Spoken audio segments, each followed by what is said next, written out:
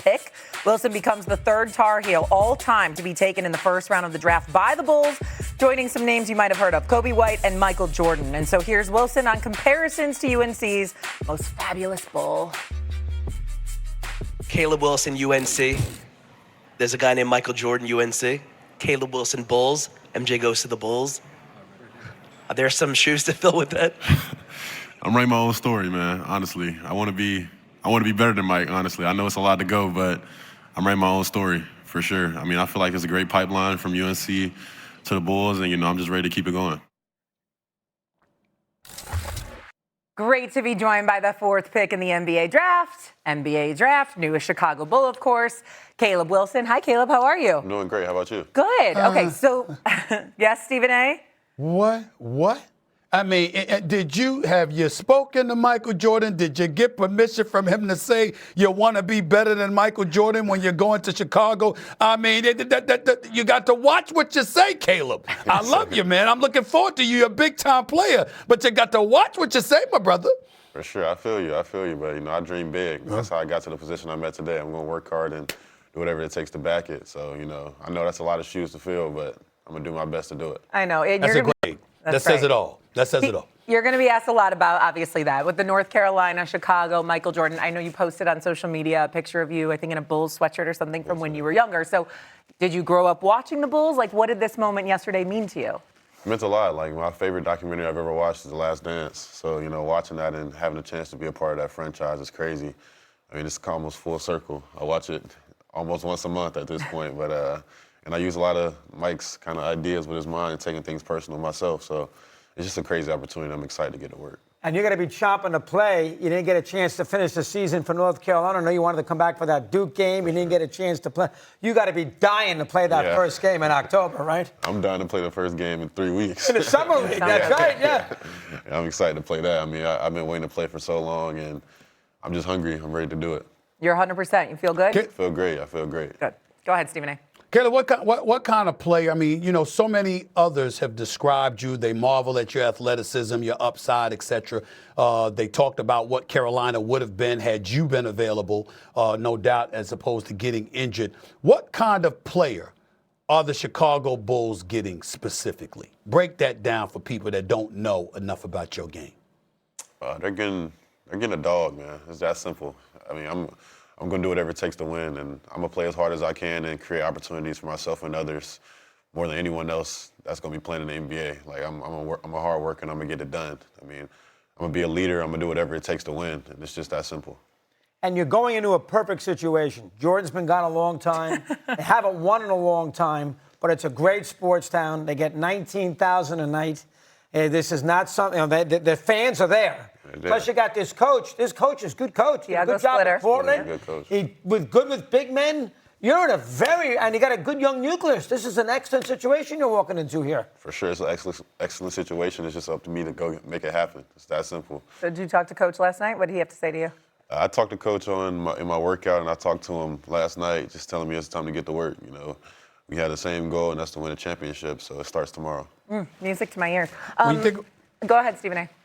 When you think about the NBA, because obviously you're a fan of the game of basketball, not just a player, you know a lot about what you see from NBA players or whatever. When you think about guys that are in the NBA right now, shades of your game, you believe it mirrors what player in the NBA? What player comes to mind when you think about yourself? When it comes to myself, I think like Kawhi. I feel like I'm a player that affects both sides of the ball like tremendously. And also, I feel like I'm kind of simplistic like Kawhi. Like, he doesn't use too many dribbles or waste too many motions. He just gets to the point he needs to get to. And that's all I want to do. I want to be efficient with my movement and win games, win championships just like him.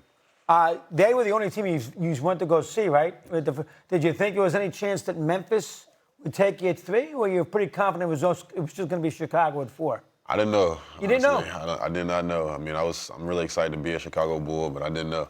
Didn't know.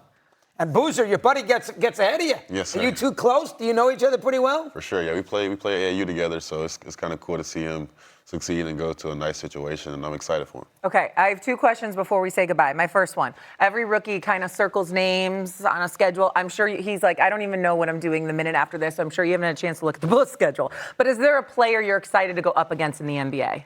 Sure, definitely Wemby, honestly. I mean, I feel like I always like a challenge, and I feel like that's one of the most challenging players that I'll play against just because of his unique blend of size and skill. So I'm excited to do that. I'm excited for that challenge. Okay, lastly, Caleb Wilson sitting here. We have Caleb Williams also in Chicago. He's the quarterback for the Bears.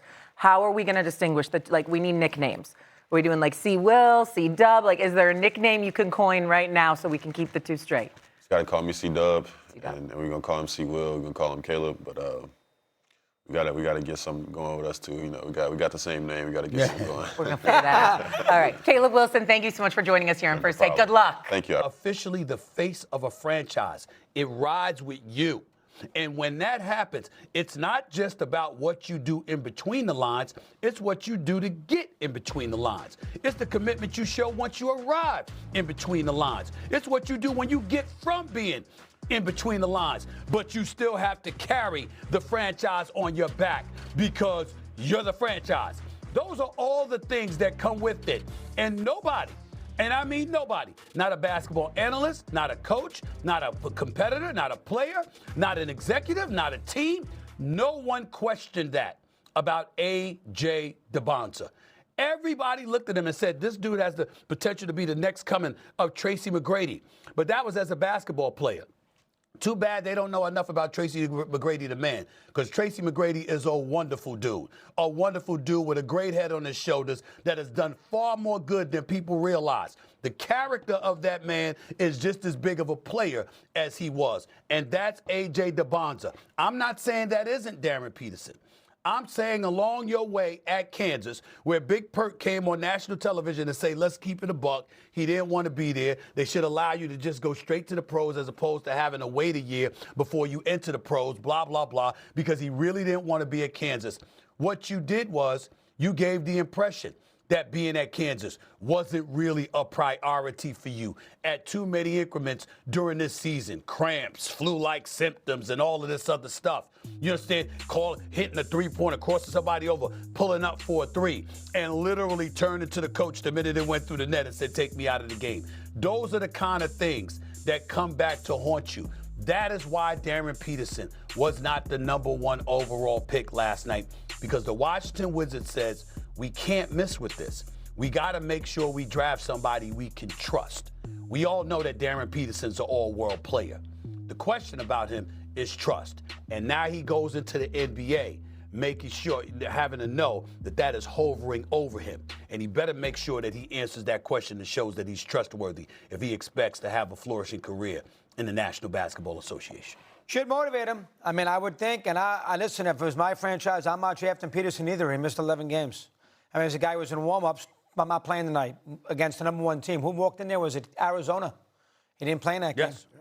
And they won. And they won. That's right. They played well that night. That was the first loss for Arizona. Yeah. They played well that night at home. I can't myself. This is a franchise-altering decision. I got to go the safe pick. You're the expert. Stevie knows the players too, probably even better than me. But you're the expert. You coached and everything else. You're a 6'7", this kid, the BYU kid. He lost Sanders halfway through the year. 6'9". And BYU still played well. I got to take the night. He's 19. He's into it. Sort of marketable. I got to take him with the first pick. And Peterson should, listen, Jordan was the 3rd pick in the draft. This kid should use this as a motivation. Going to Utah, be off. And you're right, He's on a better team. So he should be better off in the long run. He's got a better pathway to actually have early success in terms of winning games and having a team. I think A.J. Dybonsa, he's going to a team, especially with Trae Young. Coexisting with Trae Young is going to be interesting. And that contract with the ball in his hands, that's going to be an interesting thing to watch. I think A.J. Dybonsa is more prepared to play on a bad team than maybe Darren Peterson was prepared to play on a bad team. Darren Peterson is more prepared